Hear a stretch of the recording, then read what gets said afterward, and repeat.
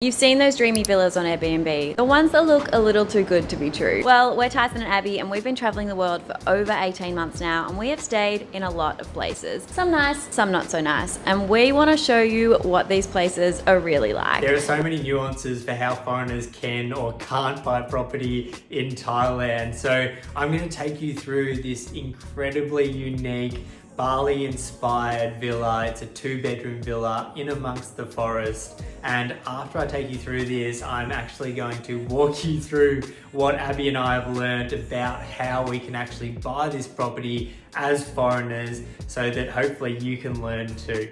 So let's start with location, because in real estate, location is everything. And this beautiful villa is located only a 2-minute drive away from Hing Kong beach in Koh Phangan, Thailand.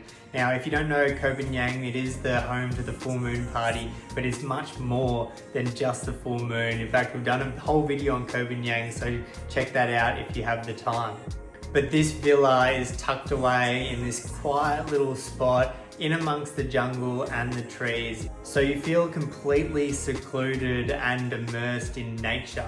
It's also really close to some of our favorite spots in Koh Phangan. So it's about a 5-minute drive to Kikeka, which is our favorite Thai restaurant. They do probably the best Thai massaman curry on the island, if I do say so myself. And then it's also very close to our favorite rooftop bar or rock bar. It's called Top Rock, and it's situated right on top of this hill. It's family owned and it's an awesome spot to watch the sunset and have a couple of drinks. I'll put some images up here so you can see. Now, this isn't just your traditional Thai villa. This is your Bali inspired villa. It is beautiful, surrounded by forest. And because of the way that it's designed, there's a beautiful breeze that comes all the way through from the front to the back. The villa has 2 bedrooms with 2 massive en-suites. It's all beautifully designed. All the fixtures are super high quality. The windows are all double glazed, so they're fully insulated. It's very quiet inside, and they also have blackout blinds, which can be good if you do end up having a couple of drinks at the full moon party.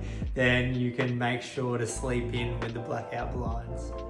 But the real showstopper and the best part about this villa that almost took our breath away was the fact that it has an indoor-outdoor living room and kitchen. So the living room and kitchen are actually completely outside, just covered by a roof. So it feels like you're in the forest while you sit in your lounge or while you cook your dinner. And the temperature is beautiful. It stays cool because it's in the jungle, and because it's a bit lower on the ground, there's always a breeze that comes through. Plus they have fans in the ceilings and lots of greenery around to kind of keep that cool atmosphere. But it's also important to note that even though you are outside, you do feel this privacy because there is jungle surrounding you, plants on either side, and there's really no way for anyone to see into your place. When we went there, we met the architect and she took us through everything about the design, and it was really cool because she actually designed a green roof for the top. It will keep the inside of the house much cooler naturally. And in addition to the green roof, they also had plants running down the front of the house. So as time goes on, these plants will grow out and will create another area of shade to keep the house cooler. So then you really don't need to use so much air conditioning. The house should remain at a good temperature for you to just relax in, which is awesome. Now, I think the price was reflective of the fact that she needed to sell one to continue with the rest of the project. So it was actually priced at 9 million baht, which I think is quite a reasonable price for this. So 9 million baht works out to be about 266,000 USD and about 420,000 Australian dollars. Now, if you're new to our channel, please like and subscribe this if you're getting something out of it. And also, I should mention that Abby isn't here for this video because she's actually gone back to Melbourne to celebrate her hens before our wedding in March. and I'm actually visiting my parents in India, in Mumbai, which is awesome. It's nice to be with family again. But what I wanted to, and what Abby and I really wanted to do, was educate ourselves on how to buy a property in Thailand, but also share the journey with you guys on what we've learned on how to buy a property in Thailand. So the first option is to buy a piece of property or buy a piece of land through a business. So this is the way most foreigners will go about purchasing a property, and there are some nuances around this. So when you create a business, someone from Thailand has to own 51% of that company, and then you own the remainder.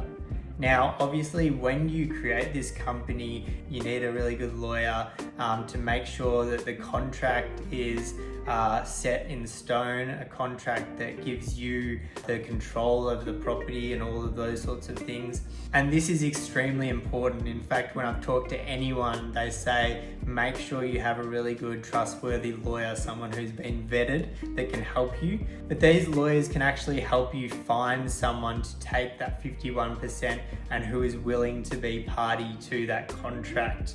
This is also why it's important to have a really good lawyer, because it's kind of a grey area this way of purchasing property, but it does work and lots of people do use it. That's something that Abby and I are going to look into. We do know some other people who have gone down that path, so as we go down that path, we will let you know what we think and what issues we run into.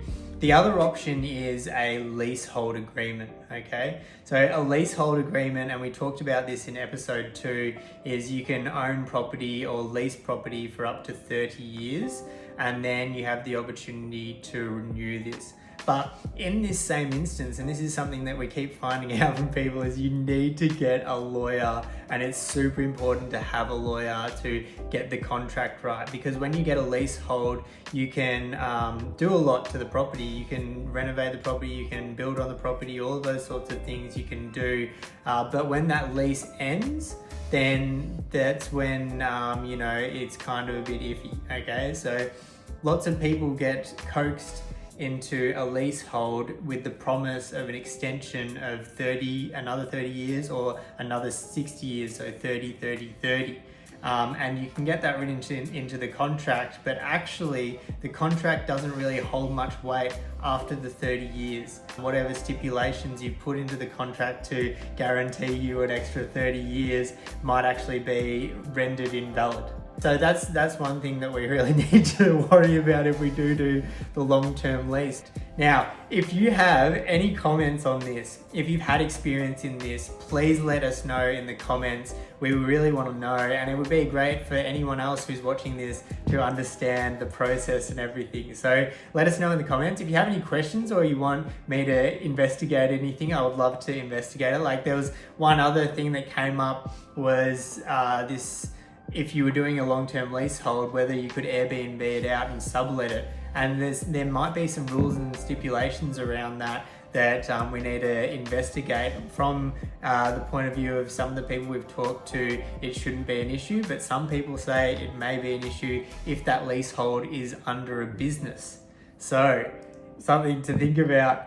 But yeah, if you have any questions or if you have any comments, please leave them down below. If you like this, please make sure you like and please subscribe so you tune into the next episode. We've got some awesome villa tours coming up. You're gonna wanna subscribe to see them. There's some epic ones. One is this villa that we're going to hire for our wedding, and it's about $4,000 or something a night. It is incredible. And then we've got some other ones coming up as well. And there's one question that we always ask at the end of these episodes: is it worth it?